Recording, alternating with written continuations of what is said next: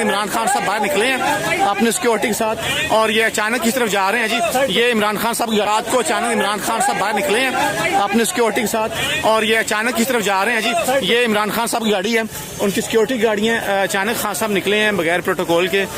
ये सरवर खान है, ये सारे लोग हैं, सिक्योरिटी के लोग हैं। और ये उमर से पूछो, उमर से। ये अचानक इमरान खान साहब निकले हैं जी और किसी को कुछ पता नहीं है खान साहब कहाँ जा रहे हैं। ये अचानक इमरान खान साहब निकले हैं।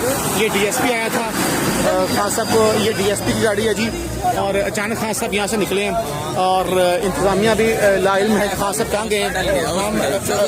खान साहब अचानक शौकत खान गए हैं जी। शौकत खान हम गए हैं, अभी चेकअप करवाना है, कोई अच्छा रूटीन चेकअप है उनका। अच्छा, इस वजह से अभी गए हैं खान साहब। जी नाज़रीन किराम, यहाँ पे बताया जा रहा है कि इमरान खान साहब जो है ना अचानक शौकत खान गए।